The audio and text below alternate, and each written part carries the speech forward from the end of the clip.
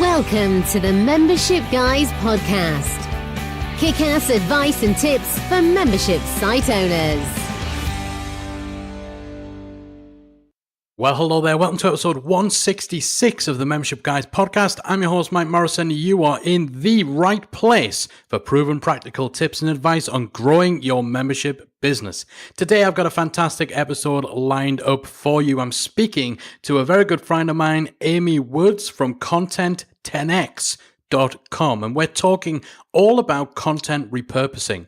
Now, most of the memberships that we deal with involve some form of content, whether it's workshops, tutorials, downloadables, courses, and what have you. And quite a lot of those are also using content marketing in order to grow their brand, expand their reach, and attract new members. So that's a lot of content. But what most people do when they're creating content is they write that blog post, record that video, get that podcast recorded, and then they move on to the next thing, leaving so much untapped potential in that topic, in that piece of content. And so repurposing is something that is becoming more and more important as a way of extracting more value out of the work that you're doing. Because we all know there's so much work involved in running a membership, marketing that membership. So you want to make sure that the work you are doing is paying off in the biggest way possible. So repurposing should absolutely be something that you consider doing. So Amy joined me to talk all about how to really get the best from content repurposing. And she does this for some of the biggest names in the online business space. And I was so thrilled to get her on the show to share some real practical tips and some sage advice on how you can really extract the full value from the content that you're already creating through repurposing. So, with no further ado, let's jump right into my conversation with Amy Woods. My guest today is the world's foremost expert in content repurposing, who helps online creators grow their audience by maximizing their return on every piece of content that they create. She's founder of Content10x, an agency who provide content repurposing services to podcasters, video content creators, and bloggers. And she's the driving force behind a whole bunch of top online marketers and entrepreneurs. It's my absolute pleasure to welcome to the show my good friend, Amy Woods. Amy, thanks for joining me on the show. Mike, thank you for having me on. I really appreciate it. It's a very nice intro. Yeah, you could... I'm expecting some sort of commission for that. I don't say nice things just out of the goodness of my heart. It's awesome to have another English accent on the show. I kind of feel like I'm doing a service for the UK in kind of exposing the wide variety of English accents. I've had Mark Asquith with his Barnsley accent and Chris Tucker with his Cockney accent, and now we've got another Northern accent. Yeah, I like the way you've got a lot of the Northerners on as well, Mike. That's great. Flying the Northern flag. Yeah, exactly. It just gives people a reason to download the transcripts because, my accent's bad enough, but, we throw another one in there. No one can understand what we're saying. We get more transcript downloads. It's awesome. Yeah, people will be like, what language was that last podcast episode in? It's awesome. All right, so we're talking today all about content repurposing. And it's a topic that seems to be really, really hot right now. It's kind of one of those things everyone seems to be really kind of banging the drum about how important it is to repurpose and get maximum usage out of your content. But for someone who's not already doing it, maybe they hear about repurposing and they're not totally clued in on what it is and why they should prioritize it. What is content repurposing? Why is it something content creators should be spending their time on? Yeah, so basically, when we talk about repurposing content, so it's not lame attempts to copy and paste the same thing into different places or just literally repost exactly the same content from one place to another. It's a lot more than that. So you already just mentioned it, but it's about getting the most value from every single piece of content that you create. So your high value content, how can you get more and more value from that? And it's about being imaginative and creative with the content that you've already put out there, putting it in different formats. And really it's about reaching people in different ways and continuing to add value with your repurposed content. So like I said, it's not just copy and paste. It's how can you add value? How can you reformat the message? So when we repurpose content, when we work with our clients, it's more about what was the original message and how did you originally communicate that? And then how can we look at a way of communicating that message in, different ways to add more impact and things like that. So really that's, it's important because not everybody consumes content in the same way. Not everyone listens to a podcast. Not everybody watches video. Not everybody likes to read. And so if you're not repurposing your content, you're just missing out on reaching different people in different places. And you can gain more authority, more credibility when you can show that you can make a point in different ways, in different formats. So really, that's what content repurposing is. It's not a kind of sloppy, lazy attempt to just repost. It's so much more than that. So it's not just taking one thing and then just chopping it up and adding nothing to it. It's going back to the problem you're trying to solve, the question you're trying to answer, the message you're trying to get across, and finding ways of putting a different spin on it, right? Yeah, exactly. And I mean, we talked about, I mentioned it could be repurposing of a podcast or repurposing blogs, videos, but there's so much more. So, for example, like you and I were at Podcast Movement and I did the Ignite talk. We're going to be doing so much repurposing of that. So, I put a lot of time and effort into thinking of the idea of how to communicate, my presentation. Then we put a lot of time into the slides and things like that. So there's so much we're going to do. There's so much social that we're going to create. We're going to be doing some really fun things with video and like turning it into a comic book, basically. we're going to be doing lots. So that's, repurposing of a live talk. But I think it's just you owe it to your content and you owe it to your idea to not just go on to the next idea without thinking of all the different ways that you can first communicate, that idea that you put lots of time and effort into. I think, you've used those two words there a couple of times in what you're saying, time and effort. And, absolutely, you see so many people, especially in the membership space, where a lot of content is being produced, both on the free side and on the paid side. Like, all that time and effort goes into creating something, and then, okay, that blog article's done, that podcast's done, and the attention switches to the next thing, and all you've got out of it is one thing, one piece of content. And, I love the fact that, you mentioned that talk at Podcast Movement, where, I sat there, watched the talk, 5-minute talk, great talk, but the slides were awesome. Obviously, the story and the message were great, and it would be a waste if that was the only format in which that was ever shared. And I suppose that's, what you're helping people to avoid by driving towards repurposing is wasting that time and effort. Yeah, like you owe it to your content. You owe it to the content to do more with it, don't you? It would be such a shame if we just put that aside as that was that thing we once did and never did anything more with it. So you owe it to your content and you owe it to the time you've already invested to get more from it, basically. Yeah, and to your audience as well. I think we assume that, if we've got however many hundreds or thousands of people in our audience reading and consuming our stuff, I think people like to assume that someone who listens to your podcast also reads your blog and also watches your videos and follows you meticulously on social media.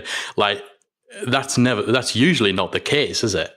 No, it's not the case. And even if somebody does, even if you do have somebody who will avidly listen to everything, read everything, watch everything, and then you're worried that if you're going to be repurposing content and somebody's going to start thinking, wait a minute, I'm reading this blog post and they did a podcast episode on this topic. Are they going to get angry? Are they going to get annoyed? Or are they just going to see that you are consistent in your messaging and trying to reach people in different ways? It just doesn't matter, does it? As long as you are consistent, as long as you're making a point, maybe what we always say is to try and go the extra mile with repurposed content as well. So come at things from a different angle, add a little bit of a spin, get a bit more edgy, a bit more sassy. So you can always do more, but if it's not about being, trying to annoy people who do avidly take your content on. They're not going to get annoyed, are they? So they shouldn't be worried about that. Yeah, well, that's the thing. If somebody's read Harry Potter, they're not then going to be annoyed by the fact there's a movie in the cinemas that is then turned into a DVD, and there's an audio book, and there's a Blu-ray version, and there's video games. Like, it's not going to annoy people that the same story is being told across multiple mediums. In fact, if you're a little bit of a geek, you will consume all of those different formats in which basically the same story is being told. I know, exactly. You're not going to say the cheek of them, and now there's a theme park, and now they're going to go and make some merchandise. How dare they? Exactly. That's an example that I often give when I talk about repurposing. It's like the repurposing of books into movies and comic books into TV series and things like that. It's just taking something great and exploring how great you can make the idea more, isn't it, basically? Yeah, and, it's so much more than just promoting the content as well. So, we do this ourselves. If we put out a podcast episode, of course, you create all your social media graphics and maybe pop onto Instagram stories if I remember to tell people, okay, we've got an awesome new podcast episode out today. And that's kind of it. And I consider that's kind of just basic promotion, which I think most people are doing. But the repurposing and the fact that it takes us so much further, and it's not just about spreading the message about one piece of content around lots of different places. It's finding ways of creating additional content assets or additional assets from that core message. Yeah, and I think there can be some overlap with promoting. So say you mentioned about when you have a podcast and you might create some quote graphics and, like you said, go live on Insta stories and just basically promote, because what you want to do is signpost people over to that podcast episode. So there's a bit of a crossover, but even if you create a quote graphic to go out on Instagram or Facebook, and it's a really impactful quote from a podcast episode, even if you don't succeed in driving people over to listen to that podcast episode for whatever reason, and the only thing that they see is that quote, if it's a really good kind of powerful quote and they got something from it, then at least you are adding value as well with that kind of repurposing. But I completely agree, there's the repurposing that is more promotion and signpost to a piece of content. And then there's a repurposing where it could completely stand alone, the repurposed piece of content. It's not actually cross-referring back to the original. So, for example, when you do a solo podcast episode and you could write a completely standalone blog post that doesn't need to refer at any point that it's even, originally came from a podcast episode, you could get that blog post onto LinkedIn or onto Medium or post it onto other sites, publications and things like that. That just stands alone. So that's repurposing when it's not promotional at all. It's completely new, valuable content that stands alone and can, maybe even go on to have more impact than the original piece of content. Yeah. Yeah. Would you say, or do you tend to recommend it being better to repurpose in that way when it comes to creating spin-off content? Is it better to do that at the time you're putting out the main original piece of content, or is it something where you're better off holding those spin-off assets back for a few months and then putting them out there? So, if I'm doing a podcast episode about refunds, for example, is it better to also put out my blog posts and maybe do my Facebook Live about refunds within the same week? Or is it better to kind of say, okay, well, we've got this core bit of content, and then in a few months' time, I'm going to put out a blog post that's a spin-off, and then maybe a month or so after that, then I'll do the Facebook Live. Is it better to stagger or do it all kind of in the same time frame? Or is it kind of 6 of one, half a dozen of the other? Yeah, I guess it just depends on how hot that topic is at the moment as well, doesn't it? So if it's quite a topic that's quite hot at the moment and it's really important to kind of be communicating that, then maybe it is better to go with it all in and try and do everything at once. But otherwise, I really do think it is good to go back. I think what you can do is you can look at your analytics and look at what were your most popular posts from a few months ago, and try and pick out through. So whether it's looking at your social analytics or your Google analytics or podcast downloads, but what seemed to really, really resonate with people from the last, like, say, 6 months or so, and then pick those out and then go deeper and create, more content from them, because at least that they were the pieces of content that people really did resonate with and really probably want more of that. But otherwise, I think if it's really quite a hot topic, then maybe it's good to kind of go all in at the time. Yeah, and I think people will definitely underestimate just how much value is in their archives, especially if, like you say, you do have an evergreen topic where, it's maybe not in an industry that is particularly fast moving, or where there's ever going to be any sort of breaking news or real hot subject you need to jump on. Like we, I think just a couple of months ago, we did a run of 3 From the Vault episodes, because we kind of realized, so much of the good stuff we put out on this show, like this spans back almost 3 years now. I think the podcast just passed its 3-year birthday. So a lot of people who, even if they found us 2 years ago, they might not have heard some of those original ones. So we picked out 3 past episodes. We added to them, recorded new intros and outros, spruced up the audio quality, beefed up the show notes and all that sort of stuff. We put them out and they were so well received. Like, so popular, far more than I'd expected. And this is just repurposing content that's 2 or 3 years old. Yeah, and really, really well received. So it's a good job that you did that, isn't it? Yeah, so, definitely. Yeah. And yeah, be completely honest, it was done mainly because it was going to be an extremely busy month. So we thought, there were definite workload benefits. But now, as a result of how well received that repurposing was, we're going to be doing it every 6 months, handpicking 3 previous episodes and doing a From the Vault series. And we've got the next lot lined up, coming up within the next few weeks as well. So, it just kind of goes to show that even at that kind of, I suppose, less strategic level, because I would absolutely be lying if I said this was like a master plan of strategy in us doing that. Like, just actually going back and picking out some of the best content and finding ways of reusing it, repurposing it, improving it, like, it pays off. Yeah, you should definitely do that. I mean, you can't assume just because there's great content in your vault, you can't assume that people are going to naturally go to that, can you? And even if people have consumed it, there's no harm later down the line to kind of be reminded of those important messages and that kind of thing. So yeah, it's a really good thing to do. Yeah. And I think, it's just really important when you think about repurposing to not necessarily consider it to be spin-off or kind of like the sloppy seconds of something that was really, really good. Because, you can repurpose something. I think I mentioned this just before, but that actually what you go on to create from one piece of content can be have more impact and maybe more successful than the original. So, like the song Valerie, right? People think that a lot of people think Amy Winehouse was the original of that, but actually, it was the Zootons. Yeah, the Zootons. I had that album. Well, yeah, exactly. But so many people don't realise that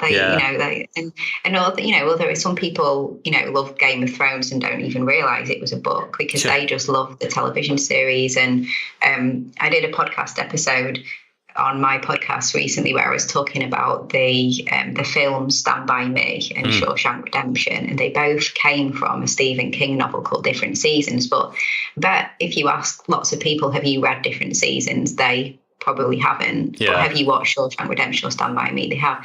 And so, the repurposed content can go on to be so much more and have so much more impact. You just never know. So it's not necessarily a spin-off in a bad way, because spin-off can go on to be better, add more value, basically. Yeah, definitely. Now, something that I'm sure people will be concerned with when it comes to content repurposing, and this idea of obviously, instead of just putting out one piece of content that addresses a challenge, a question, a topic, creating multiple different pieces of content, different formats, different platforms, different mediums. Now, Mark Schaefer, who I know and a lot of our listeners will know of, very well-known content marketer, quite famously coined the term content shock a few years ago to describe kind of the situation that we're in online marketing and in content production and all of that, where there's just so much content out there. And the volume of content is just growing exponentially to a point where it's harder than ever to stand out. So when you're creating this spin-off content and these additional promotional assets, how do you make sure that what you're creating is actually quality content that needs to be created, rather than just more stuff to add to the noise? Well, I guess it depends on what you're trying to do. We were talking before, weren't we, about whether you're kind of trying to promote by signposting people to a piece of content, a really good piece of content, or whether you're creating new standalone content. But I mean, yeah, I completely get the whole content shock thing, but I guess just because it's repurposed, it doesn't mean that you should forsake any quality in terms of the content that you create, I guess. So you shouldn't in your mind be thinking of this as just something that you whip up quickly in order to just repurpose. I think everything still has to stand to be quality. You have to think of being creative, and it's different experiences that offer different experiences to people. So say you have done a blog post on a particular topic, then maybe you could repurpose that into a Facebook Live where you ask people to come on and talk to you and ask questions about that topic, or maybe you bring a guest on and you have a guest interview on Facebook Live.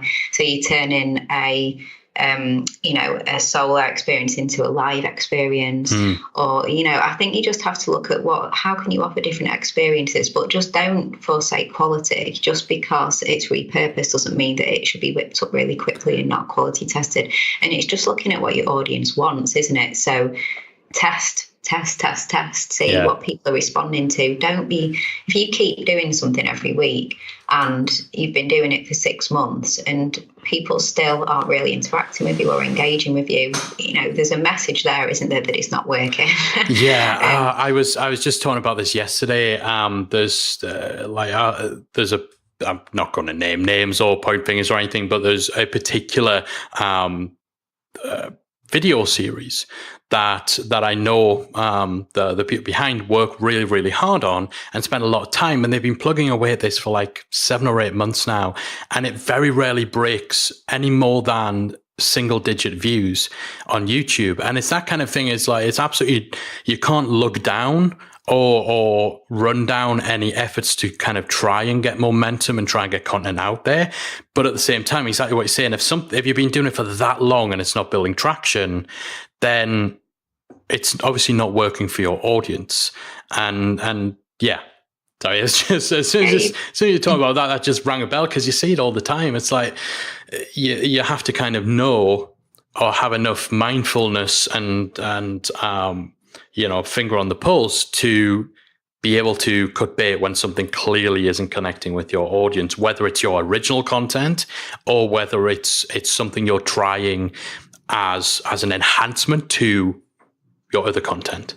Yeah, exactly. And it's getting the balance, isn't it? Like you have to allow a little bit of time for things to take off. And, if people say, I've been trying that for 1 month and it isn't working, that's maybe not enough time. But there does become a point, doesn't, where you have to think, right, this isn't working, this isn't resonating, what can we do differently? And you have to do that with all your content, whether it's your original content or your repurposed content. Look at how people are responding, give it enough time, be agile, be willing to change, and speak to your audience as well. Email your subscribers and ask them what kind of content they want to see as well. Survey them, have some fun, But you have to be creative. You have to try and be as creative as you can, and don't be blind to seeing what's going on and the feedback. Yeah, and even with emailing now, most email marketing platforms, it's a lot easier to be able to do that whole thing where it's kind of, if you don't want to hear about the videos that I'm putting out, click here and I won't email you about them. So maybe they'll still get emails about your blog posts, but if you're also doing videos and you're also doing Facebook Lives, it is now easier than it's ever been to allow your audience to be selective. So that kind of issue, I suppose we were talking about before, where, you might have a mega fan who follows you on every platform and is subscribed to your emails, who maybe you don't want them seeing, or you don't want them receiving 5 emails a week. Here's my blog post on this topic. Here's my video on this topic. Here's my podcast, my Facebook Live. Here's an interview, all on the same topic in the same week. There's so much more ability to give your subscribers control on what they get from you. And if someone only wants to hear about your podcast, then you can, with systems like ConvertKit, ActiveCampaign, all of that, they can tag themselves accordingly. So, there's definitely the way around that issue. Yeah, definitely. And in terms of asking your audience as well. So say, for example, if you've got an Instagram following, there's so many great things you can do at the moment. They have that new feature now, ask a question. You can ask people within Instagram stories, can't you? And do polls and things like that. So like having some fun there and just asking questions like, do you want to see more of, and then give them the options, like videos or and you see people doing that, don't you? And it's so easy to answer. It's not even opening an email or anything. You're just in there anyway, and all you have to do is touch left or right, more videos or more podcasts, whatever. So there's really simple, quick ways that you can just try and gauge what people want as well, outside of your email subscribers, so your social followers as well. Yeah, and I love that as well, because that kind of, it makes it possible to have the entire kind of ideation, research part of the content creation process, to actually have that as content in and of itself. So if you do what you say there, now they've opened up the questions. You can have where someone can just type in a response to a question through Instagram stories. The fact that you could kind of say, okay, hit me up, let me know your top challenges with whatever. And then people type in their responses. Then you maybe pick 2 of those and say, okay, these are the 2 most popular things you're talking about. Which would you like me to do a podcast episode on next? And then have people vote. So they're like democratically involved in the content you're creating, but you're creating content to get them involved, if that makes sense. It's brilliant, isn't it? Yeah, it's so cool. It starts to get quite meta, doesn't it? Yeah, it really, really is. And I'm a big fan of, as someone with a membership about a membership, I'm a big fan of meta. But I would say with all of this, people can get overwhelmed. Overwhelm's definitely becoming a big issue for content creators, I think, especially ones that we're talking to, where there's concern over how many different content channels and social media platforms there are. There's new ones popping up constantly. IGTV is kind of the latest, that all of a sudden there's a bit of a land rush for this, for people to be the first to make them out on IGTV. How do people balance it all? How do they juggle it all? Should people be making an effort to try to be everywhere? Or do you think it's better to choose just a couple of core channels to focus on and not concern yourself about having a channel on IGTV and a YouTube channel and a podcast and this and that and the other? How do you get that balance? Well, I guess I do think it is important to try and be, well, not everywhere globally, but everywhere as in where you think your audience is going to be. So it depends what industry you're in and what kind of people you're trying to attract, what kind of audience you want. But if you know where they are, I do think it is important to try and be in those places. But I think that's why repurposing is so important, because I think you need to focus on one core channel. So let's say, for example, you focus on your podcast and focus on creating really, really good podcast content, and then know how you're then going to repurpose that into the places that your audience are. So IGTV, obviously it's so new, we don't really know too much about it at the moment. There's lots of people saying that because it's new, you should just be getting on there anyway and putting videos on there all the time, because early adopters usually do win often on these platforms. But then I don't know. You have to just take a judgment call, don't you? I'm not a fan. I don't think it'll last. Personally, I really don't think it'll last.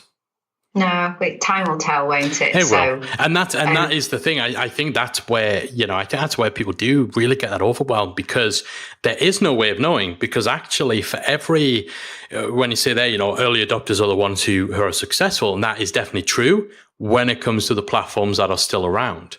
But Blab had early adopters. Periscope had early adopters. I know that's still kind of ticking along, but there's for every channel that's out there now, there's a dozen or so that never made it, and each and every one of those had early adopters. So I definitely empathize with people, especially if they're new to this space, because you don't have to look very far to find people who are telling you, if you're not on IGTV now, your business will not survive. And it's nonsense, right?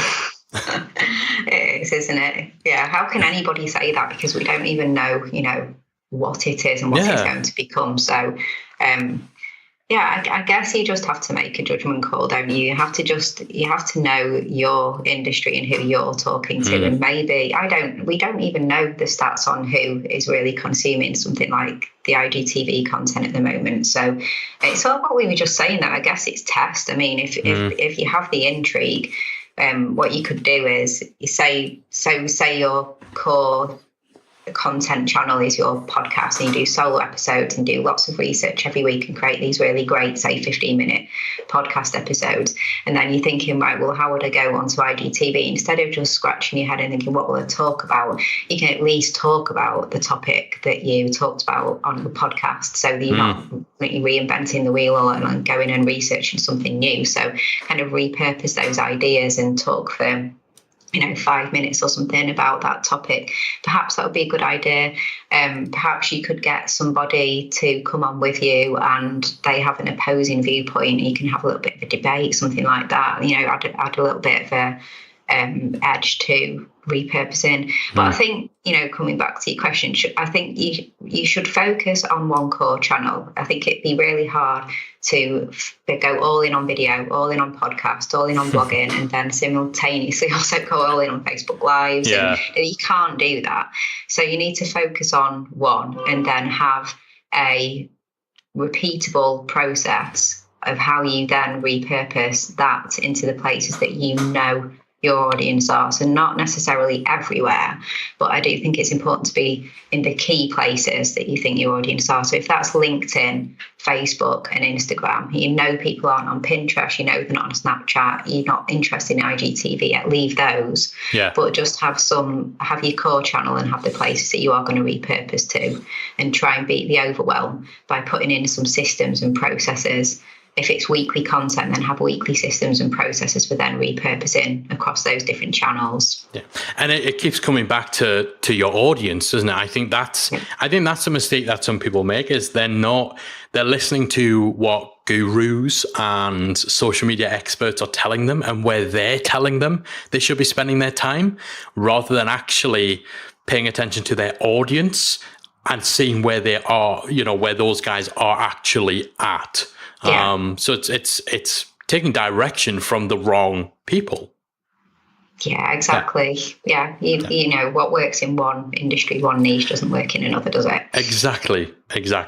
Now, I know for a fact there'll be people listening thinking, this is all well and good. Repurposing sounds sensible, sounds smart. It's wringing every last drop of value out of a piece of content, an idea, a topic.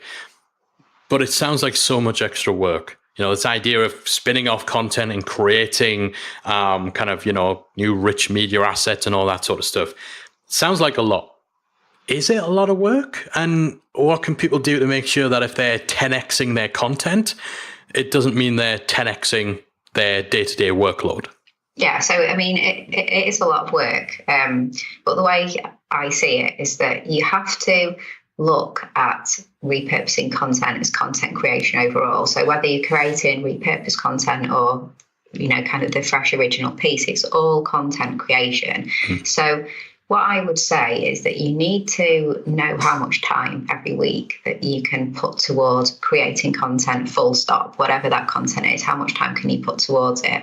And then you need to think about what was the percentage of time that I'll spend on the original piece, and what percentage of time should I spend on repurposing. So if you have 10 hours a week and you say, I have 10 hours a week, so I do 3 blog posts every week in my 10 hours, why not do 1 blog post every week where you spend 2 hours on the blog post and the other 8 hours repurposing that blog post?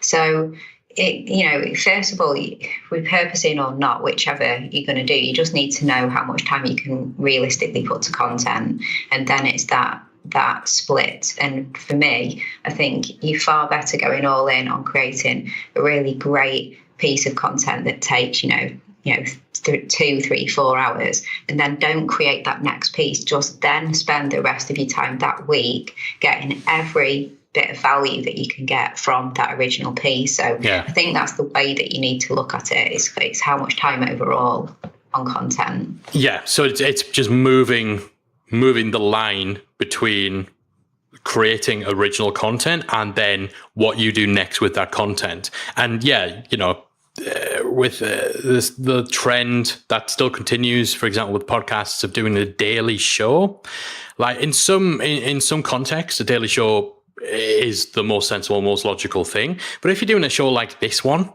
where there is zero benefit to going daily other than you create more content, then, or even if it's 2 or 3 times a week, then I'm totally with you on that. Like, instead of creating 3 bits of kind of shallow content, create one much better, much deeper piece of content and do more with it. And everything, like everywhere you look online in online marketing, is pointing towards a preference for better quality content. Like Google, everything they do, all the changes in their algorithms are all geared towards highlighting better quality, richer content as opposed to just lots of noise. Yeah, completely. I have a friend he does a lot of writing and lots of blogs, has a fitness blog, and he creates these really, really great pieces of content, really great blog posts, really well researched. And as soon as he's hit publish on one and it's fantastic, he's straight on to the next one, and maybe gets like 2 or 3 out. And it just really frustrates me because it's like, right, that one piece of content was amazing. You went, really, really good. There's so much that you could now create from that. There's so much social, there's so much opportunity to create videos, create all sorts of things, put so much effort into it. But instead, you're just on to the next one, on to the next one, on to the next one. And when I say, why don't you repurpose? Well, I just don't have time because I'm doing 3 blog posts a week, and it's like, well, maybe you should just do one and then, But it's crazy. And I think it's so important as well, just to kind of retouch on what you were saying before. It's not just about creating additional static content items. It's not writing one blog post and then spinning it off into 3 other blog posts, or doing a podcast and then spinning it off into other kind of static things. Like, I think once you start thinking about the fact that, a Facebook Live discussion about the topic, or a back and forth interview with, I love what you said before about someone with an opposing view, like you are debating and discussing the subject. We talked about Game of Thrones before, like almost as popular as the Game of Thrones TV show is the I don't actually remember, is it Thronescast? Thronescast is the podcast. Yeah. And then you have you actually have like a talk show after the new Game of Thrones episode, in which they have guests on and they're discussing the episode and stuff like that. So that's supplementary content. It's not an extended episode or a spin-off episode of Game of Thrones. It's discussion, it's analysis, it's commentary, it's, picking out little bits of it. Like, I think you get into the mindset of that, then that can be a game changer. Yeah, it's offering different experiences to people, isn't it? So Janet Murray, our mutual friend Janet Murray, she's really good at that. So she'll do a Twitter chat every, I think it's, Monday or something like that in the evening. Yeah. And she does a podcast episode, and then she does the Twitter chat, and she runs for an hour and just engages with people on the topics, of her content that week. I know when I went on her show, she said, hey, could you jump into my Facebook group on Friday? We're doing a Facebook Live to talk about the podcast that goes live on Friday. Yeah. So I went in and spoke to a group about that. And so, it's like, it's different experiences, isn't it? You communicated something to people in an audio way. How could you then communicate it live? How could you communicate it written? How could you turn that into a video? How could you do different things? So if you only have a certain number of hours each week on content, like you said, maybe 1 hour could be going live on Facebook, maybe 1 hour could be a Twitter chat, and work it out that way. So the whole repurposing of one piece of great content. Yeah, so that core bit of content, it almost becomes your theme for the week. I love the idea of having a weekly theme. And you're right, Janet is awesome at doing this, and no question she'll have been picking your brains, I think, on how to really get the most from this strategy. But if your podcast episode this week is about sales funnels, that is the theme for everything that you're doing this week. Twitter chat, exactly. Facebook discussion, and what have you. So Is this something that someone could realistically do on their own? I know things like, turning up and doing a Facebook Live, obviously you need to be there. If you're recording a podcast video or whatever, you need to be there. But with all the other stuff, creating quote images, creating, transcripts and show notes and all the other assets that go with it, is it too much for someone to manage on their own? Or again, does it just come down to being realistic about what you can get done? Or do you really need to have a team or a couple of freelancers or VAs in place to actually make this strategy work for you? I guess it depends on how big a repurposing strategy you have. Depends on your capacity and then your skill set as well. So, if you have the skills and you have the capacity, then perhaps it is a good use of your time. But otherwise, as with anything, isn't it? You need to look to outsource and get some help. So I think, you have to devise your strategy of how far in you want to go. And if you do have a budget, then getting help, especially with things like graphics, written content.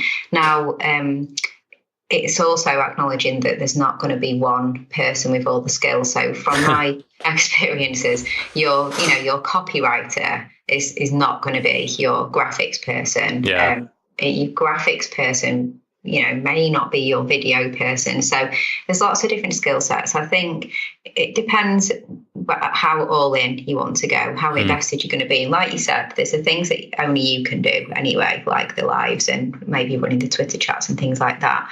But then the other content, it's assessing the best use of your time, isn't it, as well, really? Yeah.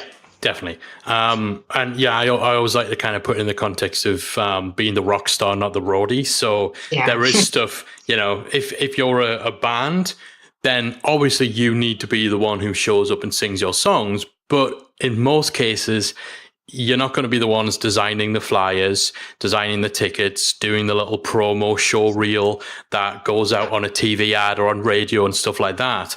And so, maybe in the early days, you might kind of scrappily put that stuff together yourself. But if you want to get somewhere, then you need to have some sort of help, even if it's just for the stuff you absolutely can't do, which is usually things like graphics.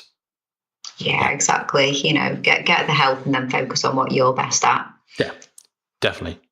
All right, so let's kind of start putting this into practical terms for our listeners, because our listeners love, having that stuff they just take away and like, okay, very specifically, I'm just going to do this because Mike and Amy told me. All right. So our listeners are pretty much all running memberships. And in most cases, they're creating premium content for their members and quite often free content as well. Most people in this space with a membership, they promote their membership through content marketing. Should someone running a membership creating premium content, should they be repurposing that premium content? Or should they just stick to the free stuff that they're putting out? Well, I definitely think that there's an opportunity to repurpose premium content into things like, for example, if you were running Facebook ads and you wanted to create maybe some video snippets of some of the tutorials and the trainings and things like that. So taking some of the premium content and just providing a teaser in like running Facebook ads or just in your social on your site. Not necessarily all of the content, but just enough to tease people in through repurposing, I think is a really good idea. Looking at what's going on in the membership and, if you're regularly answering questions to people, answering people's questions, then, there's an opportunity there, I guess, to repurpose some of those answers and bring them forward in social and, in whatever form you provide that, whether it's providing videos or written or that kind of thing. I guess, you could, a lot of the content, a lot of the things that are going in your private membership can fuel your free content, can't it? By coming up with, right, that I just answered that question in my forum. That would be a really great podcast episode, or that would be a really great blog post. Yeah. I mean, is that something that you recommend, Mike? Absolutely. Yeah. I mean, if you've got a community who are essentially paying you to solve their problems, like that's your best kind of resource in terms of ideas, because you've got people who are telling you, this is what I'm struggling with, this is something I do not know, and like they don't expect you to only give that answer to them. like to keep it secret. Somebody asks you how to, fix a broken leg on a chair. They have no expectation that you have some super secret technique that you are only ever going to share with them. Like, they don't care about that. They just want to fix their chair. So, if you determine from within your community, actually, there's a hell of a lot of people out there with busted chair legs, maybe I'll go off and I'll do a video or I'll do a podcast on that. Like, it doesn't diminish the value that you're offering inside your membership at all. Not at all. It doesn't at all, does it? No. And there's just gold that's going to be in the membership that can be brought forward for some of the free content. So I think there's loads of opportunities. Like, we worked with our client recently, just trying to bring some of the great content forward, like I mentioned, in more of a teaser type scenario, like teasers of videos and things like that, just to show people what is on the inside. And so, instead of creating a brand new promo video or brand new ad for your membership, just repurpose what you have in there just as a tease. So but yeah, I mean, question and answer repurposing is just brilliant, isn't it? You provide a really thoughtful, considered answer to people's questions, and there's so much you can then do with that answer, basically. Without doubt. And I think, it's, again, so much of this, I think people can learn from what are content creators in the wider world doing? Not content in the sense that we're talking about necessarily blogs, videos, podcasts, but what are authors doing? What are film creators doing? What are TV producers doing? And so if you're releasing a movie, you take some highlight footage from that movie and you chop it up and you put it in a trailer. And these days, people are doing trailers for trailers. So they do teasers for the main trailer that comes out, and then they do 2 or 3 trailers, and they have TV spots, which are extended trailers, and they'll have maybe interviews with some of the stars. So again, if you've got an expert coming in to do a webinar for you, or maybe they've done one in the past, there's your movie star. And so you can have a little 5-minute interview with that person where they're talking about what they're going to be talking about. Like, there's so many lessons to be learned by actually looking outside of what people are doing in the online marketing space, in the content marketing space, because, content marketing it's not new and it's not unique to blogging and vlogging and podcasting. Like, everyone in media, anyone creating anything they're doing some form of content marketing. So, look at what they're doing and find a way to adapt it. Yeah, I love that analogy. The movies is brilliant. Yeah. Totally totally stepping all over your toes now. Hold on. Can I add content repurposing into my job title as well? I'll just repurpose all the awesome advice you give people and say it's mine. I really like what you said about the interviewing.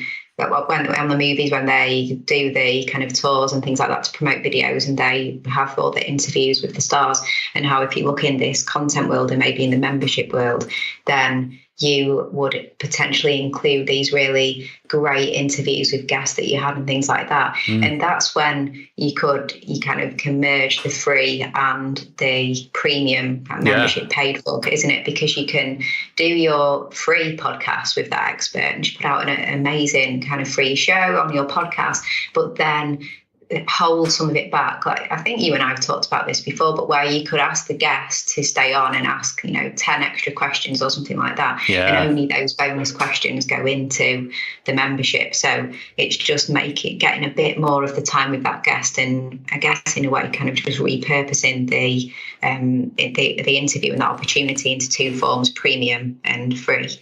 And there's lots of ways that you can do that. Definitely. All right, so let's talk about some of those ways.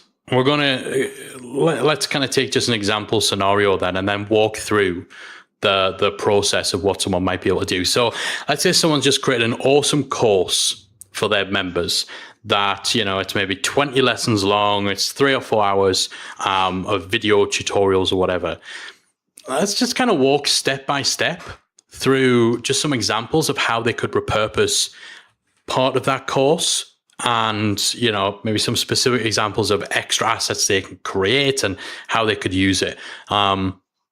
If I came to you and said, I've got this, just had this awesome course, get me some more juice out of it, what do we do? Right, so if it's a video course, then firstly, I would recommend slicing and dicing the video down into, as we were just saying, some shorter video clips that you can put out onto social media, let people, a really, really good part of the course, like a really impactful part, and let people know that came from that course. So it's more kind of adding value, so someone would get something from watching that clip, but also let them know that it comes from a bigger training and that course. So slicing and dicing for different platforms, bearing in mind the different time duration. So if you put something out on Instagram, you'd create no more than a 60-second clip, or Twitter's a little bit longer, Facebook and so on. But that's what I would recommend.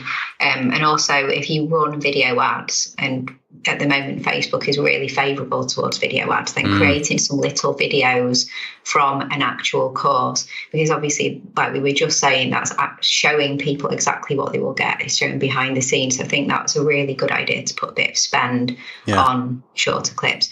Another idea I would have is to strip the audio if it's possible, if it's not too dependent on looking at a step-by-step or slides or that kind of thing. But if it's possible to strip the audio, then you could actually create some podcast content. I'm not sure, what's your opinion on that? Have you ever done that yourself? Yeah, we've done it. I think, as long as it holds up as a standalone piece of content, then absolutely. If you've got 20 lessons in your course, it doesn't diminish the value of that course if you take the audio from 2 or 3 of those lessons, so less than 10%, and put them out there as standalone podcasts. I'm a big fan of that.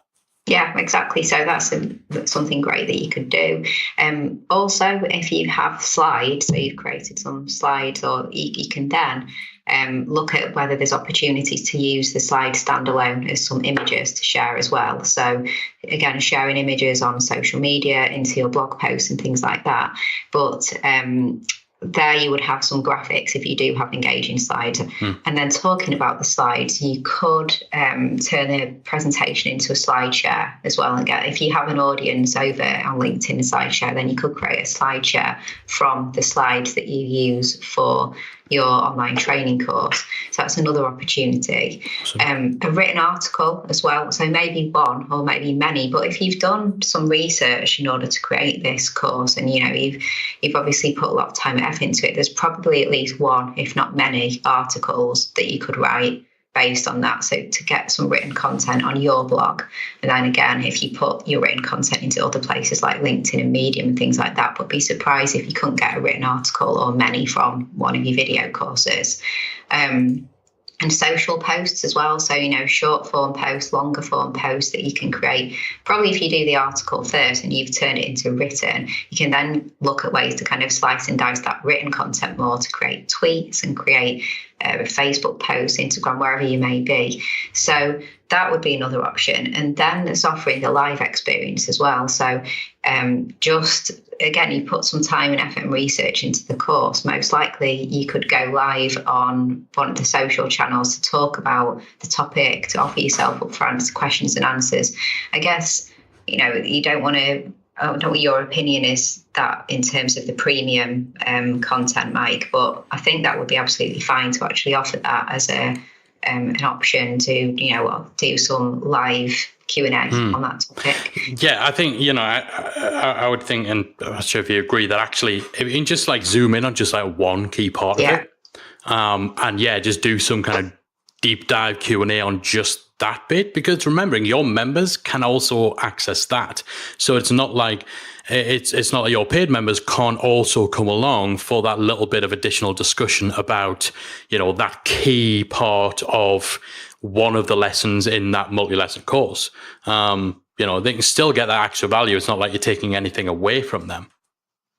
Well, no, exactly. And I mean, you could actually offer a webinar as well, couldn't you? I'm just thinking of other alternatives. So as part of your marketing strategy, if webinars is something that you think would work, maybe it's worked in the past, then again, taking maybe a part of one of the online courses and topping and tailing that with some extra content that you would put into a webinar.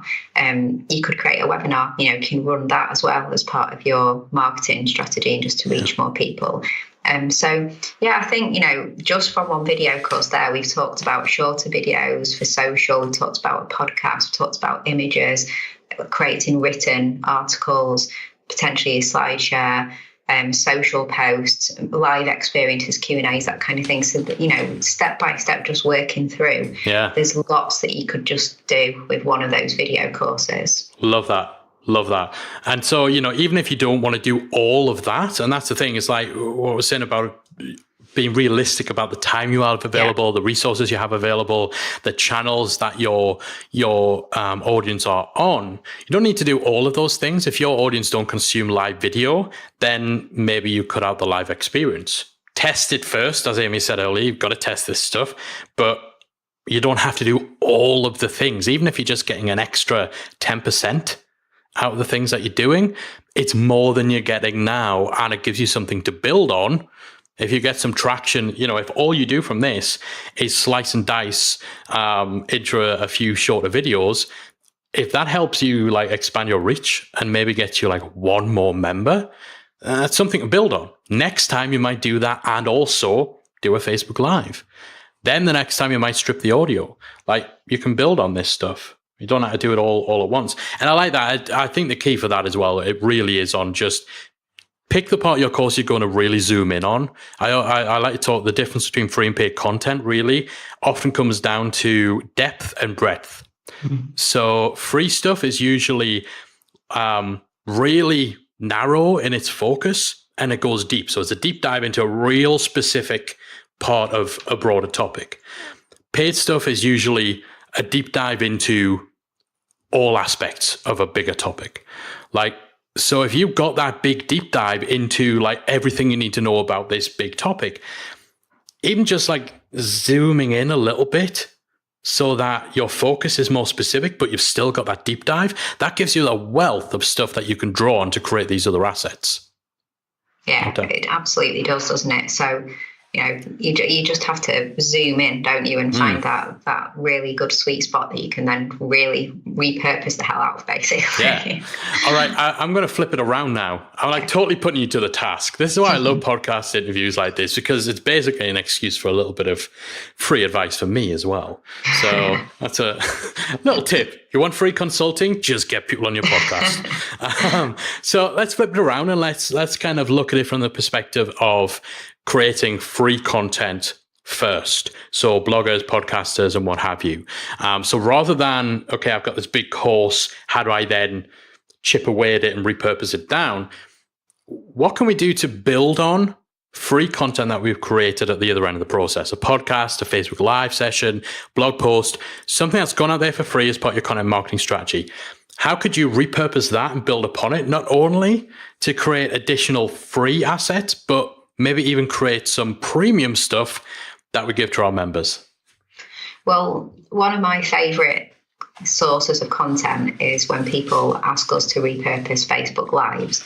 I really like that because it starts off with that live experience that, has to be done by one of our kind of clients, like they're the only one that can go live, basically. Yeah. So a Facebook Live, so video content is a really good starting point. So what you can do with a Facebook Live is, firstly, we would make sure the audio was good. Firstly, if anyone's thinking of doing this, like just because it's a Facebook Live, do have your audio, your mic set up, make sure it's really good sound quality. Yeah. Because what we like to do with Facebook Lives is after the videos have gone live, we edit them down. So we remove all of the live aspects, anything that a non-live audience would not be interested in, like welcoming people, just the bits that you would lose for a non-live audience. So we completely edit them down and create shorter, more engaging videos from the original Facebook Live that can then go onto YouTube and back onto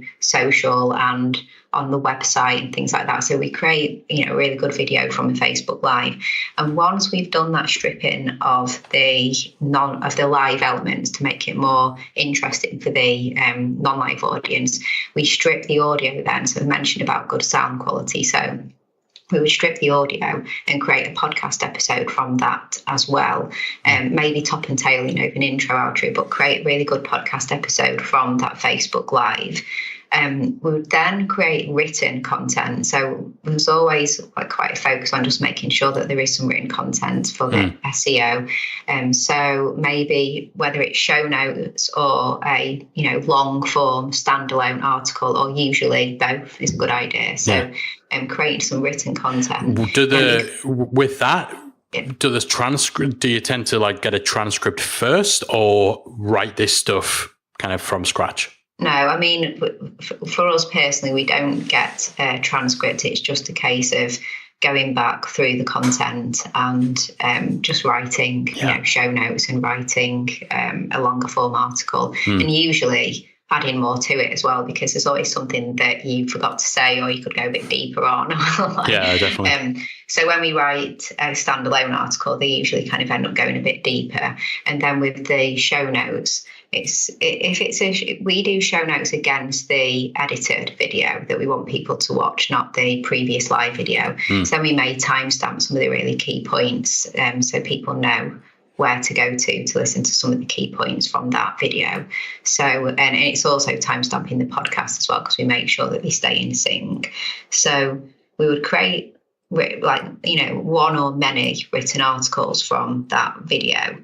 And we'd also create some short kind of teaser clips as well. So where we take, just a little section, maybe where there was a really good answer to a specific question, and create really nicely branded short teaser videos as well for answers to questions, or just even for social, something funny. I mean, if there was a blooper or anything that could make people laugh or anything like that. For social media, it's more about getting the laugh or getting the entertaining people, isn't it? So make some short videos from that.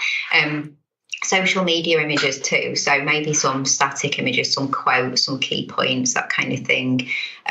If the topic allows, if it's possible, then creating things like infographics as well can be really good. And something else that we really enjoy creating is content upgrades.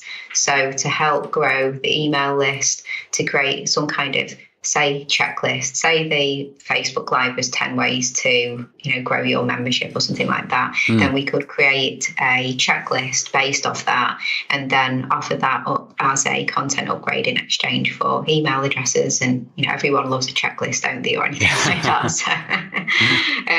So anything that sounds, that we could create that would just add value and enhance people's experience when they consume that content. And then email as well, so like an email or a series of emails or an email course, even something like that we could create from that piece of content. So there's lots that we can do from something like a Facebook Live. So I really recommend, like we were saying, I don't think that people should try and do everything, though. I just talked about so many different steps, but that's something that we do. There's a team working on that. I think if you're on your own or you're working with a small team, then what you want to do is just take one at a time. So basically add an extra step, make that part of your process and become very consistent with that. And when you feel like it's consistent and embedded as part of the process, add the next step and add the next step, and just take your time and add these extra bits. And we've talked before about what works in one industry doesn't work in another, or with one audience doesn't work for another. So knowing your audience, if you know that they would like it and turn it into a podcast, then it's a great idea. If you know your audience don't listen to podcasts, don't. So it's about doing what's right, taking it one step at a time, being consistent,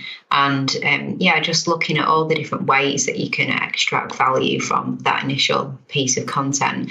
And then the premium, I think, is when you start to go a little bit further. I mean, I mentioned content upgrades, but or you could just create that as additional membership only content that only the members get a hold of, couldn't you? And do an extra bit of an interview with the guest that you had, let's say, and put that in your premium membership.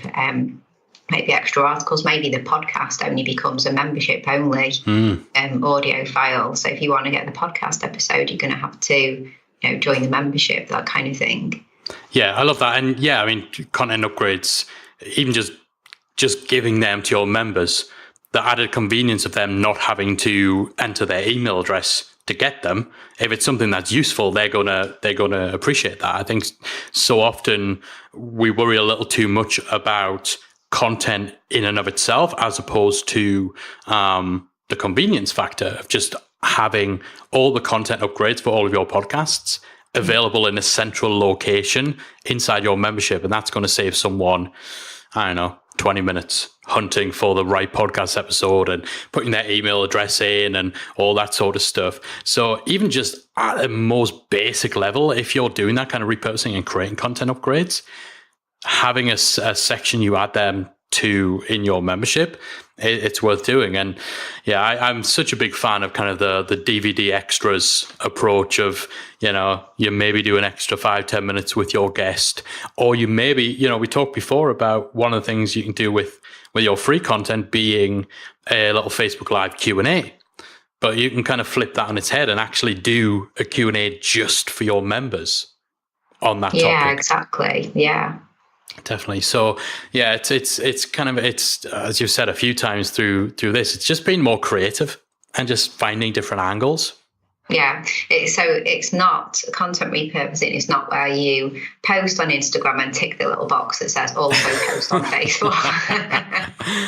There's a lot more to it. I've been getting it wrong all these years. I hate when that happens as well, because I'll usually do it once when I want one thing to go out, and then it has it ticked by default every time after. And so, that awesome promo graphic for my latest podcast episode, that gets shared, but then so does the picture of my Philly cheesesteak and, me pulling a stupid pose. So just don't do it. That's what I advise. All right, let's talk tools. Let's talk tech. What 3 tools should every content creator have in their arsenal that's going to help them with repurposing? What are your 3 top tools for repurposing? Well, so the tools, so we couldn't live without Trello. So we use Trello to plan all the process flows of creating the content and how to repurpose. So I really recommend Trello. I'm sure that is not necessarily anything new for your audience, but we couldn't live without Trello. It's about the processes, isn't it? Like having something that's repeatable is going to save your sanity. Yeah, exactly. And so, I just couldn't recommend that more. I know there's other tools as well, like Asana and things like that, but Trello's our go-to. And honestly, sorry, just keep putting it in with Asana, as we use Asana, but we use Asana like Trello. Really? I use Asana in Trello mode, basically, because they just ripped it off. So yeah, there you go. And then the other one that I recommend, so for creating graphics, again, it's probably nothing new to your audience, but Canva. I just absolutely love Canva. So we use Canva all the time for creating more of the kind of basic graphics and things like that. But I just think it's something that if you have no graphics background, then Canva is a really simple tool to use, really good interface, and it's good for creating graphics. So really recommend Canva. Honestly, and you mentioned there, if you have no graphics background, I have a graphics background and we use Canva. Yeah. Like, and our graphic designer, now we're working with a graphic designer, she's using Canva. Like, we can do all the fancy stuff from scratch, but if you're creating like multiple images and stuff, like their magic resize tool is just, it's so great. It's like the best invention ever.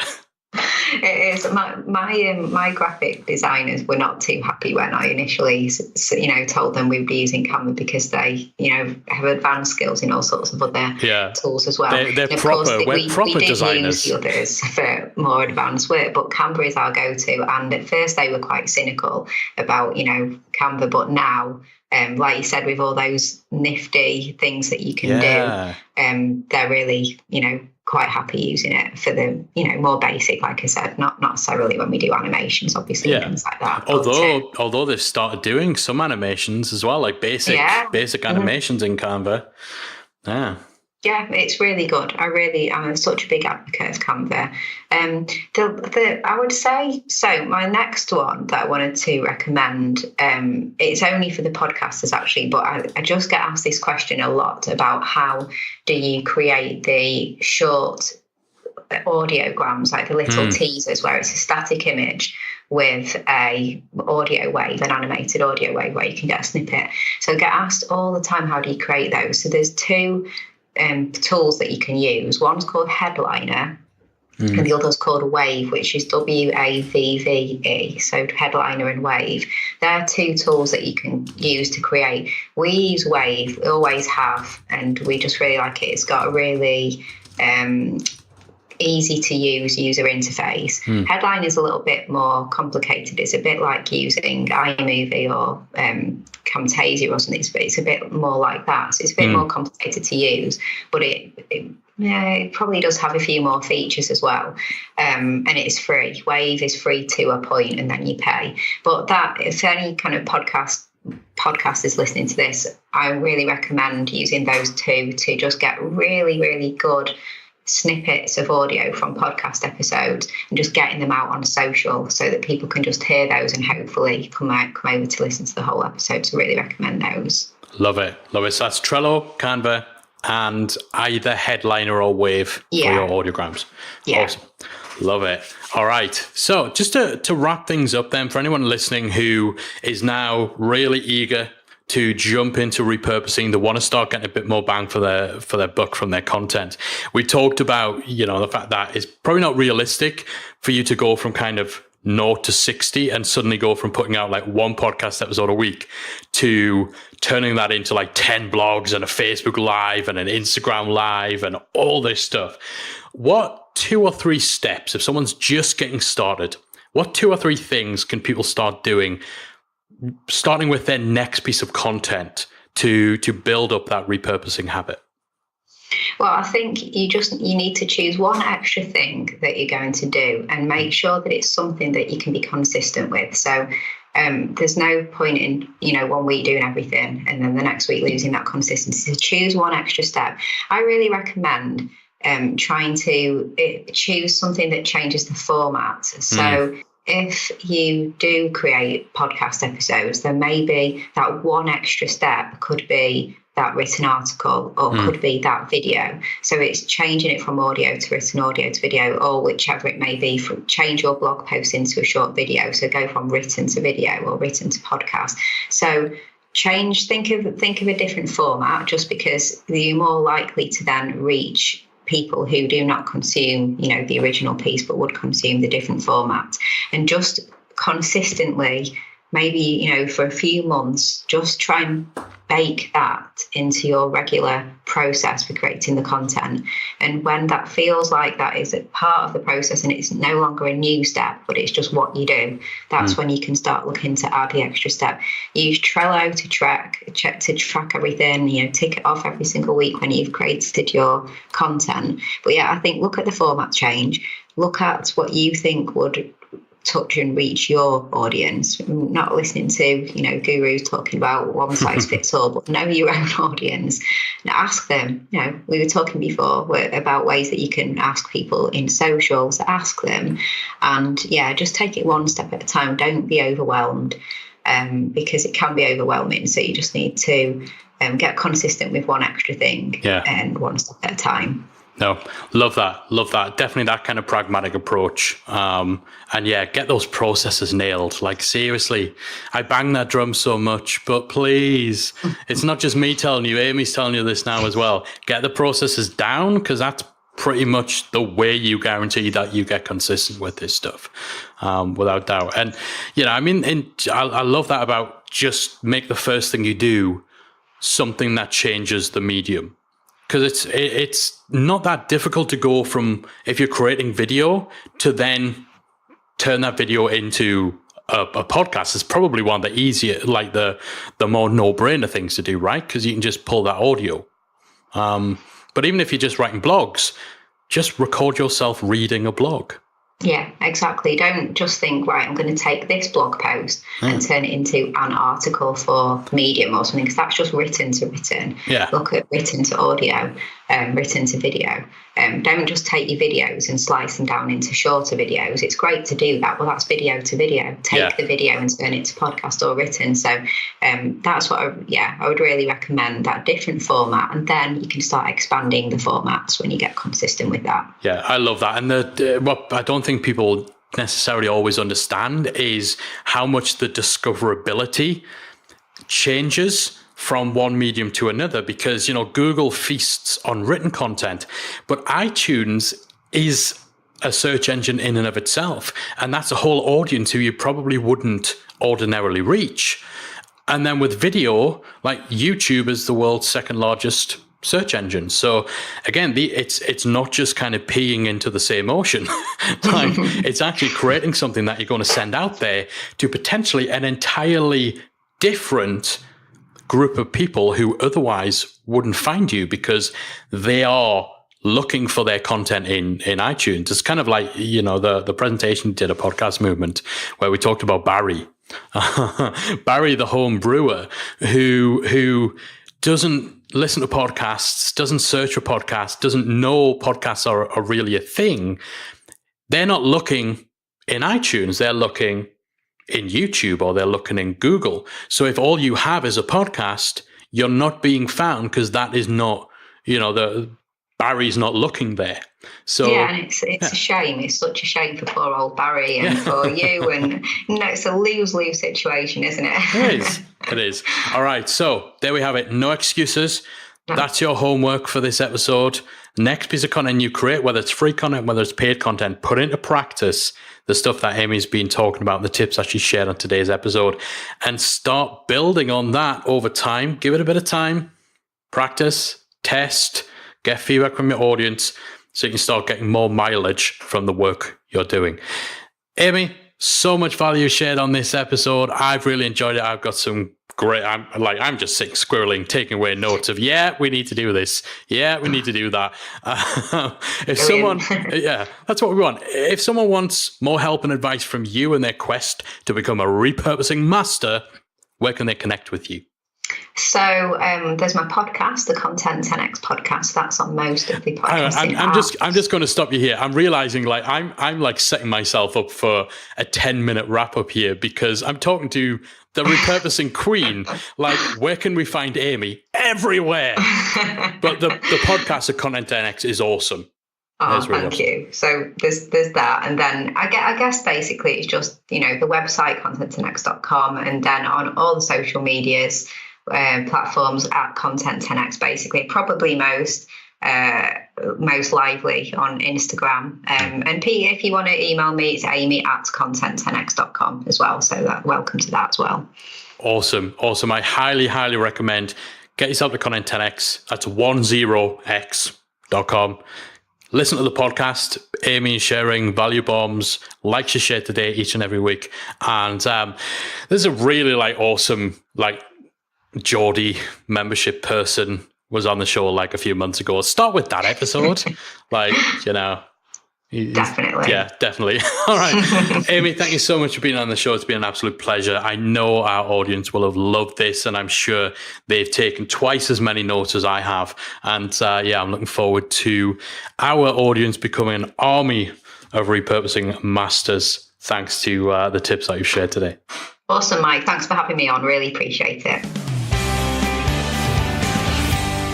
Thanks once again to Amy for all of the value, the huge value, and the practical tips that she shared during our conversation. I hope you enjoyed that as much as I did, and I hope you took away lots of actionable stuff that you can now implement for your own business when it comes to the content you're creating for members and to the content that you're putting out there free as part of your marketing. As I said towards the end of our conversation, there really is no excuse, and Amy's advice on just starting with one thing. Start with one thing that just changes the medium. It changes written text into audio. It changes video into written. Something that just switches things up as a starting point for repurposing, and then build on that once you've actually proven that this is something that your audience want and that it's something that's going to help you to expand your reach. So thanks again so much to Amy for all of the advice that she shared. I'd love to hear what the biggest takeaway was for you. Let me know inside our Facebook group. If you head to talkmemberships.com, then that's going to take you, it'll redirect you through to our Facebook group where we've got over 9,000 membership site owners. Or of course, if you're on the Facebook app, just search for Membership Mastermind, you'll find that group. Let me know inside the group what your biggest takeaway from my conversation with Amy was and what you're going to be doing in order to start repurposing the content that you're creating in your membership business. That's it from me for this week. Thanks again to my fantastic guest. I'll be back again next week with another installment of the Membership Guys podcast.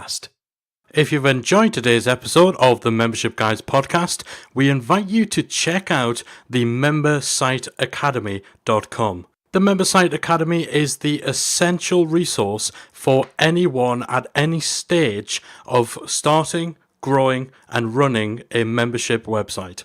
So whether you're still figuring out what your idea is going to be, or whether your website is already up and running and you're just looking for ways to grow it and attract new members, then the Member Site Academy can help you to get to the next level. With our extensive course library, monthly training, exclusive member-only discounts, perks and tools, and a supportive, active community to help you along the way with feedback, encouragement and advice, the Member Site Academy is the perfect place to be for anyone looking to start, manage and grow a successful membership website. So check it out at membersiteacademy.com.